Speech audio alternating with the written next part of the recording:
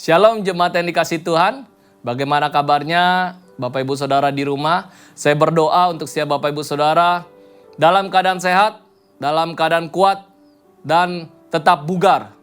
Bapak Ibu Saudara, firman Tuhan katakan di 1 Tesalonika 5 ayat 16 yang berkata, bersukacitalah senantiasa. Kenapa Bapak Ibu Saudara kita harus bersukacita? Karena survei membuktikan Bapak Ibu Saudara, timbulnya sebagian besar penyakit itu akibat depresi mental.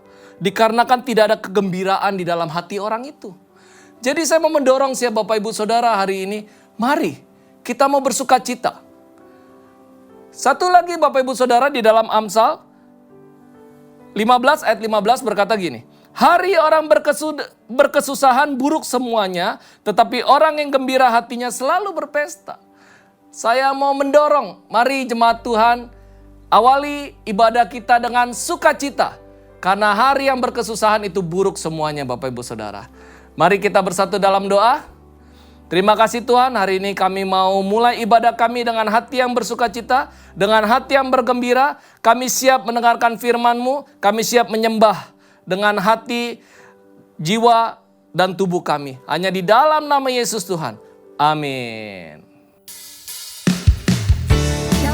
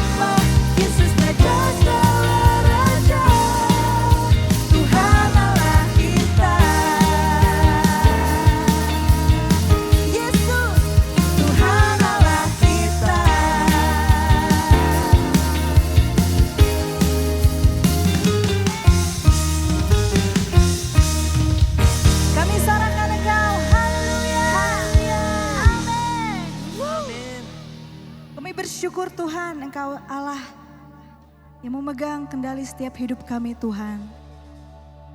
Yesus penolong buat setiap hidup kami.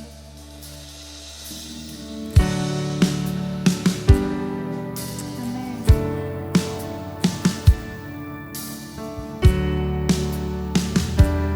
Engkau alasan buat setiap kami Tuhan. Hari ini kami agungkan, kami tinggikan Engkau. Yesus penolong buat setiap hidup kami.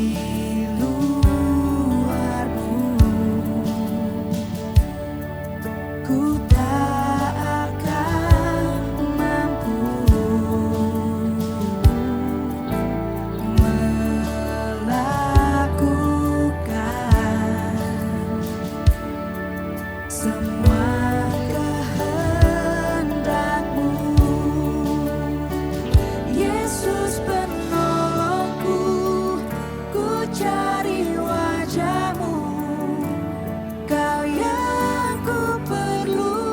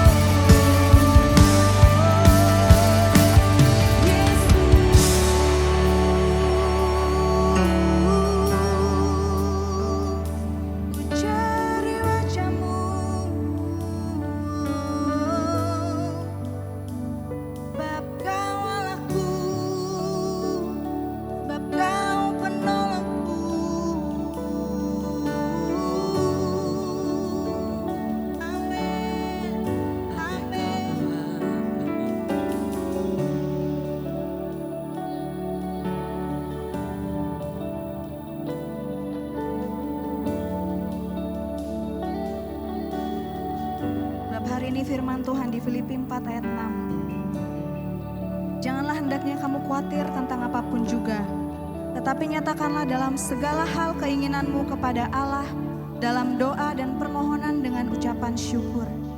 Damai sejahtera Allah yang melampaui segala akal akan memelihara hati dan pikiranmu dalam Kristus Yesus. Jadi akhirnya, saudara-saudara, semua yang benar, semua yang mulia, semua yang adil, semua yang suci, semua yang manis, semua yang sedap didengar, semua yang disebut kebajikan dan patut dipuji, pikirkanlah semuanya itu. Bab hari ini Tuhan, kami percaya, bahkan kami mau nyatakan dengan iman kami gak akan khawatir oleh apapun juga Tuhan. Sebab Engkau Allah penolong setiap kami. Hari ini dengan iman kami Tuhan, kalau hari ini Tuhan kami boleh ngalamin hal-hal yang gak enak, tapi hari ini kami mau nyatakan Tuhan, kami gak akan khawatir oleh apapun juga. Sebab kami punya Allah, sebab kami percaya Engkau penolong setiap kami Tuhan. Yesus penolongku, Yesus penolongku, ku cari wajah-Mu, Kau yang ku perlu di setiap waktu. Tiada ku takut, sebab Kau besertaku, karena Kau Tuhan di atas segalanya. Yesus penolongku, ku cari wajah-Mu, Kau yang ku perlu di setiap waktu. Tiada ku takut, sebab Kau besertaku, karena Kau Tuhan di atas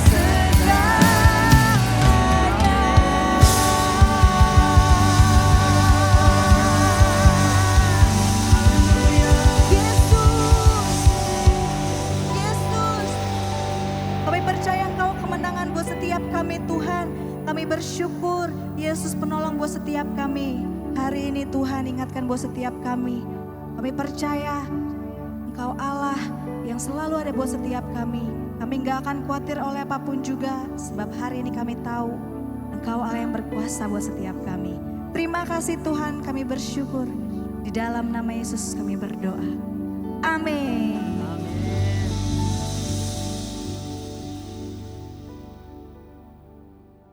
Shalom. Bersyukur kalau pada hari ini kita masih bisa berjumpa dalam keadaan yang baik. Dan kita percaya bahwa kasih karunia Tuhan yang telah memelihara kita. Saudara, hari ini saya ingin membawakan satu topik tentang berjalan bersama Tuhan. Saya percaya kita senantiasa rindu tuntunan Tuhan. Ketika kita bicara tentang berjalan bersama Tuhan, terpikir kepada kita adalah kita harusnya bangga, kita harusnya punya percaya diri, kita merasa aman dan kita merasa dilindungi. Tapi hari ini banyak orang dalam kehidupannya begitu stres dalam kondisi seperti COVID seperti ini. Sesuatu yang menarik, kemarin saya baru bicara dengan salah satu saudara saya yang ada di Australia. Ada satu tren naik pesawat cuma keliling sekitar 7 jam kembali lagi. Dan itu menarik sekali, kenapa? Karena orang ternyata sangat rindu untuk jalan-jalan. Sehingga dengan biaya yang cukup tinggi, hampir sampai 27 juta, mereka dengan antusias dalam 10 menit semua tiket laku luar biasa. Sesuatu yang menarik, Bu Saudara. Nah, di dalam Alkitab disampaikan ada orang-orang yang berjalan bersama Tuhan. Ada beberapa nama yang dicatat oleh Alkitab. Yang pertama adalah Henokh, Saudara. Henokh dikatakan dia hidup bergaul dengan Allah. Lalu dia gak ada lagi sebab dia telah diangkat oleh Tuhan. Lalu ada orang yang kedua yang namanya Nuh, yaitu orang yang hidupnya benar, tidak bercela, dan pada hidup bergaul dengan Allah. Artinya saudara, di dalam Alkitab ada contoh-contoh orang yang hidup bergaul dengan Tuhan. Nah, untuk kita bisa bergaul dengan Tuhan, bersama dengan Tuhan, di dalam persoalan hidup yang kita hadapi, kita harus punya ketekunan. Kalau bicara tentang ketekunan, akhirnya kita bicara tentang orang-orang yang setia sampai menyelesaikan apa yang menjadi tugasnya. Di dalam Ibrani pasalnya yang ke-10 ayat 36, 38 sampai 39 dikatakan seperti ini saudara. Sebab kamu memerlukan ketekunan supaya sesudah kamu melakukan kehendak Allah, kamu memperoleh apa yang dijanjikan.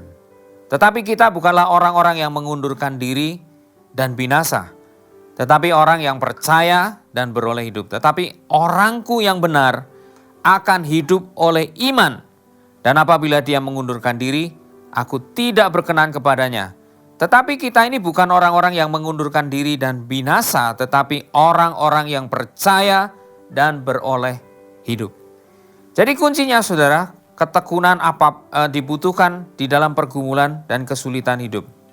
Nah, kita perlu mengizinkan kekuatan Tuhan, anugerah Allah bekerja dalam hidup kita. Kenapa? Karena anugerah Tuhan adalah kekuatan yang akan menyertai kita. Dan perlu diingat saudara, orang yang mengundurkan diri, Allah tidak berkenan. Nah, sebelum Paulus bicara tentang iman di dalam Ibrani 11, dia bicara banyak tentang orang yang mengundurkan diri atau orang yang perlu ketekunan supaya dia tidak mengundurkan diri. Di dalam Ibrani pasal 11, kita nanti baca dari ayat pertama sampai ayat ke-8, dikatakan demikian, iman itu adalah satu dasar dari segala sesuatu yang kita harapkan dan bukti dari segala sesuatu yang tidak kita lihat. Jadi orang yang punya iman, kita diberi kesaksian untuk mengerti bahwa alam semesta yang sudah dijadikan oleh firman, sehingga apa yang kita lihat terjadi dari apa yang tidak kita lihat. Itulah iman saudara.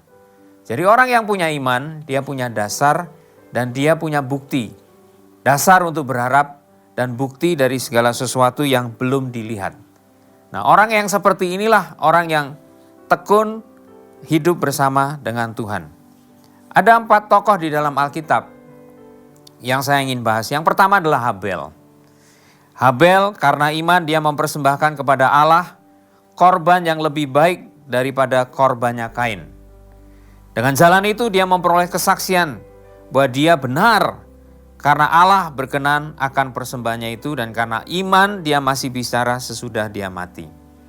Kenapa Habel berkenan kepada Tuhan? Karena ternyata Habel mempersembahkan satu binatang korban untuk pengampunan dosanya. Dia mempersembahkan korban persembahan dengan iman karena dia memberikan lemak-lemak dari anak sulung kambing dombanya. Habel taat dan menghormati perintah Tuhan. Sedangkan Kain, dia tidak melakukan itu karena dia tidak menghargai dan menghormati Tuhan. Dari mana Habel tahu? Saya percaya Tuhan memakai orang tua mereka, Adam dan Hawa, untuk mengajarkan bagaimana penebusan dosa harus dilakukan dengan pengorbanan daripada binatang, bahkan mempersembahkan lemak-lemak dari anak sulung kambing dombanya. Bicara tentang hati. Orang yang kedua di dalam Alkitab dicatat adalah Henok. Henok adalah orang yang berkenan karena iman, sehingga dia tidak mengalami kematian dan dia tidak ditemukan karena apa? Karena Allah mengangkatnya. Sebab sebelum dia terangkat, dia memperoleh kesaksian bahwa dia itu berkenan kepada Allah. Tanpa iman tidak mungkin orang berkenan kepada Allah di dalam ayat yang ke-6. Sebab barang siapa berpaling kepada Allah, dia harus percaya bahwa Allah itu ada. Dan bahwa Allah memberikan upah kepada orang yang sungguh-sungguh mencari dia. Jadi kuncinya di sini adalah iman, saudara. Henok hidup setia dan berkenan kepada Tuhan, sehingga dia menjadi orang yang berkenan kepada Tuhan. Bagaimana penerapannya hari ini, saudara? Apapun yang kita kerjakan, kita tidak akan mungkin berkenan kalau kita belum menerima Kristus sebagai Tuhan dan Juru Selamat hidup kita. Jadi bagi saudara yang hari ini mendengar kebenaran firman Tuhan ini, taruh dalam hatimu, Kristus yang menjadi penyelamat kehidupan kita. Dan itu adalah jalan untuk kita menjadi orang yang berkenan kepada Tuhan. Orang yang ketiga yang saya ingin sampaikan adalah Nuh. Di dalam ayatnya yang ketujuh, Ibrani 11 dikatakan, karena iman, maka Nuh dengan petunjuk Allah tentang segala sesuatu yang belum kelihatan, dan dengan taat dia mempersiapkan bahtera untuk menyelamatkan keluarganya. Dan karena iman dia menghukum dunia, dan bahkan ia ditentukan untuk menerima kebenaran sesuai dengan imannya. Nuh adalah orang yang taat pada perintah Tuhan. Dia berjalan sendiri, saudara. Nuh membangun bahtera itu ketika usianya 500 tahun. Dan ada yang berkata bahwa pembangunan itu sampai 600 usianya pada waktu itu. Artinya ada 100, tapi ada orang bilang 120 tahun. Anyway, butuh waktu yang lama, saudara. Dan dia ada di dalam bahtera itu selama 370 hari. Luar biasa, saudara. Dalam waktu yang lama, dalam waktu mempersiapkan yang lama, ada di dalam kondisi lockdown selama 1 tahun 10 hari. Luar biasa, saudara. Artinya apa, saudara? Nuh itu adalah taat kepada petunjuk Tuhan. Dan dia berjalan sendirian di tengah bangsanya yang rusak. Bangsa yang tidak mengenal Tuhan. Tapi dia punya tujuan yang jelas. Yaitu apa? Menyelamatkan keluarganya. Cuman untuk menyelamatkan 8 orang, saudara. Tuhan perlu mempersiapkan 120 tahun dan di lockdown selama 370 hari. Luar biasa. Ini adalah orang-orang yang memegang janji, teguh, setia, dan taat akan perintahnya Tuhan. Dan pribadi yang keempat di dalam Alkitab dicatat di dalam Ibrani pasal 11, yaitu Abraham. Di dalam ayat ke-8 dan ke-9 dikatakan karena iman, Abraham taat ketika dia dipanggil untuk berangkat ke negeri yang akan diterimanya menjadi milik pusakanya. Lalu dia berangkat dengan tidak mengetahui tempat yang dia tujui. Karena iman, dia diam di tanah yang dijanjikan itu seolah-olah di satu tanah asing. Dan di situ dia tinggal di kemah dengan Ishak dan Yakub yang turut menjadi ahli waris janji yang satu itu. Artinya apa, saudara? Abraham kembali adalah orang yang taat dan percaya penuh. Abraham adalah orang yang memegang janji Tuhan. Dan bahkan ketika dia taat, dia tidak menunda apa yang diperintahkan Tuhan. Dia percaya sepenuhnya. Itulah orang-orang yang punya karakter yang hidup berjalan bersama Tuhan. Pertanyaannya sekarang, apakah Anda siap untuk berjalan dengan Tuhan? Yang pertama, saudara, untuk kita siap berjalan bersama dengan Tuhan, kita perlu punya tujuan yang sama. Orang yang berjalan bersama dengan Tuhan atau berjalan dengan seseorang harus punya tujuan yang sama. Dikatakan di dalam Galatia 2 ayat 20. Namun aku hidup tetapi bukan lagi aku sendiri yang hidup, melainkan Kristus yang hidup di dalam aku. Dan hidupku yang kuhidupi sekarang di dalam daging adalah hidup oleh iman di dalam Anak Allah yang telah mengasihi aku dan menyerahkan dirinya untuk aku. Jadi kita hanya akan siap berjalan dengan Tuhan ketika kita menyadari bahwa aku tidak hidup untuk diriku sendiri. Jadi apa, saudara? Orang yang berani meninggalkan yang lain. Poin yang kedua adalah kita hanya siap berjalan dengan Tuhan adalah ketika kita fokus satu hal dan meninggalkan yang lain. Kita akan katakan no untuk yang lain. Dengan segenap hati kita memegang apa yang sudah kita lakukan. Dan kita hidup berdekatan dengan orang yang berjalan bersama. Yang ketiga, saudara, kita siap berjalan bersama Tuhan ketika kita sepakat dan kita seirama. Orang yang sepakat di dalam kitab Amos dikatakan pasal 3 ayat 3. Berjalankah dua orang bersama jika mereka belum membuat janji? Artinya, saudara, orang yang siap berjalan bersama dengan Tuhan, kita punya covenant dengan Tuhan. Kita punya janji. Kita menikmati janji dan berjalan di dalam janji. Orang yang sepakat dan seirama artinya dia belajar mendengar. Dia belajar untuk berbicara pada waktu yang tepat. Tapi yang lebih penting adalah merubah diri kita sendiri. Di dalam hubungan kita sebagai suami istri, saudara, banyak kali kita lebih banyak bicara, tapi tidak mendengar dan tidak merubah. Sehingga kondisi keluarga kita makin menjadi terpuruk. Kenapa? Karena kita nggak sepakat, kita nggak seirama dengan pasangan hidup kita. Sehingga yang ada adalah kita konflik dan ribut yang tidak pernah habis. Poin yang keempat, orang yang mau berjalan bersama dengan Tuhan, dia harus setia. Setia dalam apa? Dalam suka dan duka. Kita tahu apa yang terjadi dalam kehidupan kita tidak pernah ada yang kebetulan. Karena Tuhan izinkan supaya kita belajar bergantung sepenuhnya kepada Tuhan. Orang yang setia artinya orang yang tekun, dia bertahan dan dia tidak mundur. Di dalam Ibrani 10 ayat 39 dikatakan, tetapi kita bukan orang-orang yang mengundurkan diri dan binasa, tetapi orang yang percaya dan beroleh hidup. Luar biasa, saudara. Ketika kita menjadi orang yang setia dan dalam suka duka, Tuhan berkata, oh, dia adalah orang yang percaya dan memperoleh kehidupan itu sendiri. Jadi yang keempat adalah setia di dalam suka dan duka. Yang kelima, saudara, sesuatu yang menarik ketika kita berjalan bersama dengan Tuhan atau berjalan bersama dengan seseorang, kita akan menjadi serupa dan berbeda dengan dunia. Kita menjadi semakin serupa dengan Kristus dan berbeda dengan dunia. Oleh sebab itu di Roma pasal 12 ayat ke-2 dikatakan, jangan kamu ini menjadi serupa dengan dunia, tetapi berubahlah oleh pembaharuan budimu, sehingga kamu ini bisa membedakan mana kehendak Allah, apa yang baik, yang berkenan kepada Allah, dan yang sempurna. Saudara, orang yang bergaul dengan Tuhan, dia tahu apa yang menjadi kehendak Tuhan, apa yang baik, yang berkenan kepada Tuhan, dan yang sempurna. Yang sempurna artinya apa? Yang sempurna artinya kita menyenangkan Tuhan. Dia tahu menjadi kehendak apa yang menjadi kehendak Tuhan dalam kehidupannya.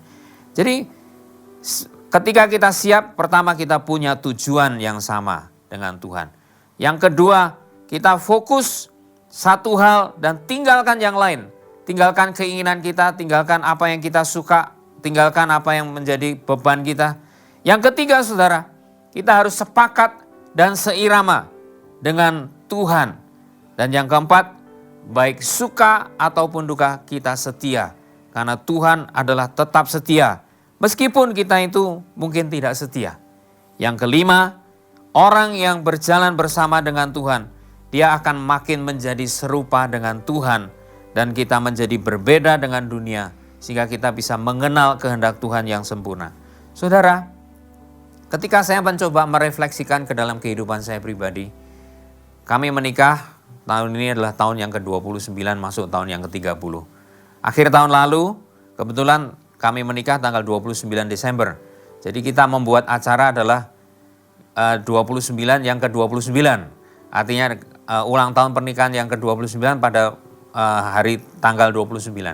Saudara, ketika kami mencoba memikirkan, ternyata kami menemukan ada 10 nilai yang selama ini ternyata kami hidupi dan tanpa kami sadari itu ternyata ada.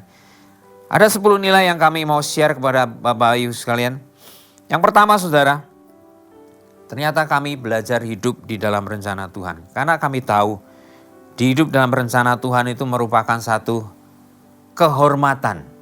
Kalau kita mau dipanggil oleh Tuhan, itu satu kehormatan. Yang kedua, saudara, kita punya identitas. Kenapa? Karena identitas keluarga itu akan membuat kita tetap kuat di tengah gelombang. Keep strong in the storm.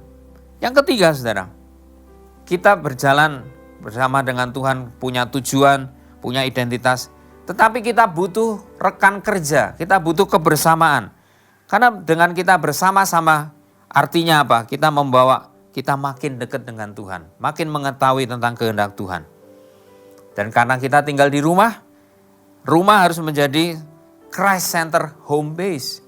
Menjadi tempat di mana Kristus itu menjadi pusat di dalam kehidupan kita. Baik ketika kita melayani, baik ketika kita beraktivitas, bahkan kita berolahraga, kita masak, semuanya menjadi satu center, pusat di mana orang juga datang mengalami pemulihan. Yang kelima, saudara, nilai-nilai ini harus kita wariskan. Sehingga harus ada proses mentoring. Mentoring adalah satu proses di mana kita mengimpartasi nilai-nilai kerajaan Allah kepada generasi yang berikutnya. Kita mencatat di dalam Alkitab ketika bangsa Israel itu orang tuanya sudah pulang ke rumah bapa, artinya sudah meninggal semua. Generasi yang ditinggalkan itu mereka tidak mengenal Tuhan dan mereka memberontak kepada Tuhan, itu di dalam kitab Hakim-Hakim. Saudara, saya tidak mau mengalami seperti itu. Apa yang hari ini kami hidupi itu harus kita berikan, wariskan kepada generasi berikutnya. Yang kelima, saudara, Tuhan mau ada kekudusan, yaitu dengan keterbukaan dan kejujuran. Karena dasar untuk kita hidup itu adalah kita percaya. Yang ketujuh. Yang ketujuh, hidup sehat dan fun itu harus menjadi satu gaya. Meskipun saya bukan orang yang fun, saudara, saya menyadari saya orang yang terlalu serius, bahkan untuk tertawa untuk hal-hal yang harusnya lucu itu sulit bagi saya.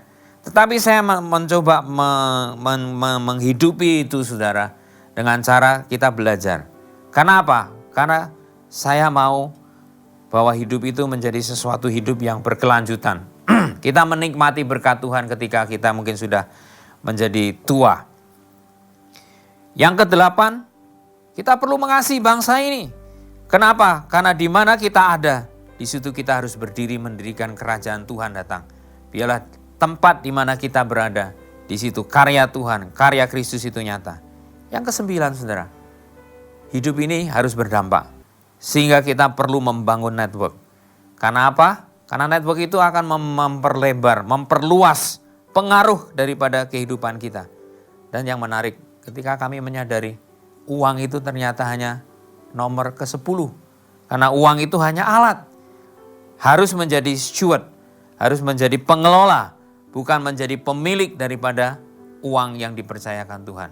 Dan saya percaya, saudara, nilai-nilai yang coba kami hidupi ini adalah nilai-nilai yang ternyata menopang bagaimana kami hidup berjalan bersama dengan Tuhan sebagai sebuah keluarga. Saya akan cerita ada satu keluarga yang lain di mana saya belajar banyak, di mana saya belajar tentang kehidupan di dalam membangun rumah tangga. Ada satu keluarga, mereka menikah, waktu menikah mereka belum dalam Tuhan. Di dalam 10 tahun pernikahan mereka itu terjadi masalah yang berat. Suaminya berselingkuh dengan teman dekat istrinya, dan tahun kelima pernikahan mereka itu betul-betul tahun yang berat. Tetapi di tahun kelima, istrinya mengenal Tuhan dan lahir baru. Nah, ketika dia mulai lahir baru, dia mulai mencari nasihat kepada orang-orang yang berohani. Tapi nasihat yang dia terima adalah diminta dia untuk ceraikan suaminya. Tapi Roh Kudus berkata yang lain. Roh Kudus berkata bahwa Tuhan akan memulihkan keluarganya. Harus setia. Pada waktu itu kenyataannya suaminya adalah terlibat di dalam perzinahan, mabuk, dan pornografi yang begitu merusak kehidupan mereka. Tetapi luar biasa, saudara. Dari ketekunan seorang istri yang memegang janji Tuhan, di tahun 10 pernikahan mereka, suaminya bertobat dan lahir baru. Ada perubahan dalam keluarga mereka. Dan keluarganya punya kehidupan yang berbeda. Dan mulai mencari kebenaran. Ketika mereka mau mencari kebenaran, tanya Tuhan, tapi ternyata jawaban itu tidak semudah seperti yang mereka harapkan. Tetapi saya percaya, saudara, orang yang setia mencari kebenaran, dia akan menemukan kebenaran. Dan itu terjadi, saudara. Di dalam tahun ke-13 pernikahan mereka, setelah 3 tahun mereka bergumul, akhirnya ada satu pelayanan. Dari apa yang menjadi kerinduan mereka mencari Tuhan. Pelayanan ini yang hari ini kita sebut dengan pelayanan Married for Life. Selama 38 tahun dari sejak tahun 1983, mereka melayani bersama di dalam pelayanan ini. Dan saudara tahu, di dalam pelayanan 38 tahun ada 6 juta pasangan.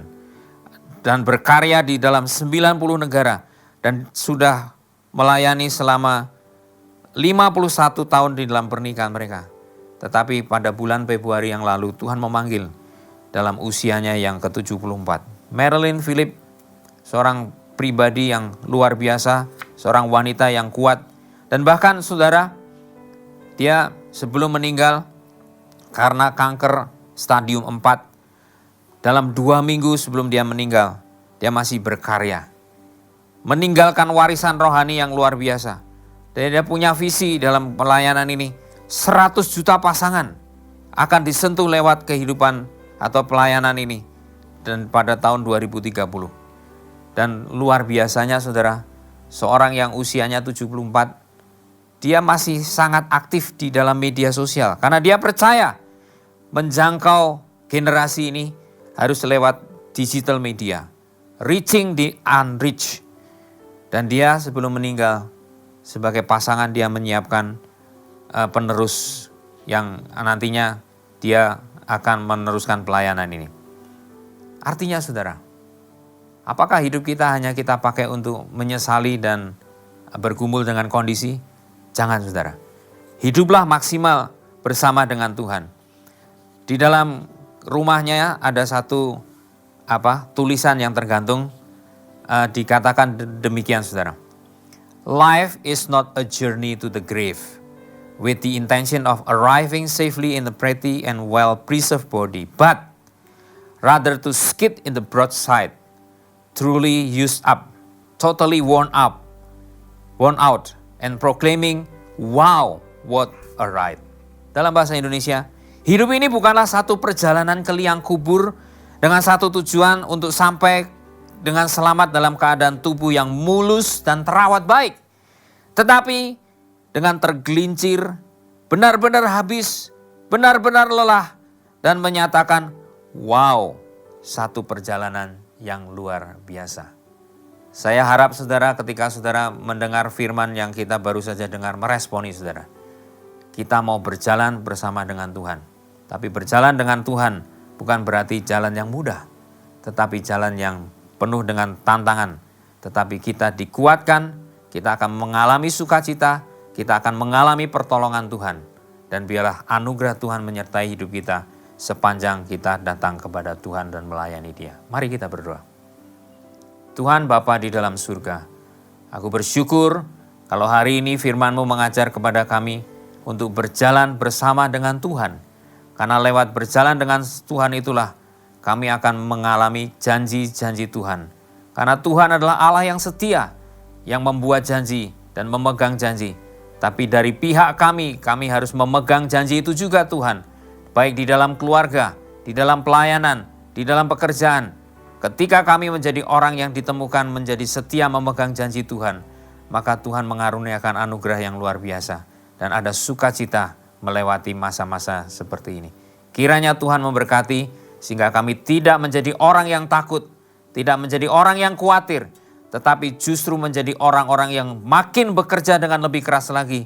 Karena kami tahu kemuliaan sedang menantikan kehidupan kami.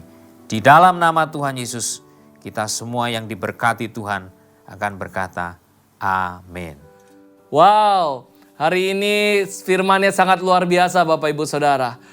Sebelum kita akhiri, mari kita ambil komitmen untuk kita setia. Kita mau hari ini praktekin firman Bapak Ibu Saudara. Karena itu mari kita mau sudahi ibadah hari ini. Angkat kedua belah tanganmu. Terimalah berkat dari Allah Bapa, cinta kasih dari Tuhan Yesus Kristus, dan persekutuan yang indah bersama Roh Kudus yang menyertai hari-harimu, di dalam aktivitasmu, apapun yang kau lakukan dan kerjakan, hanya di dalam nama Yesus Tuhan. Amin.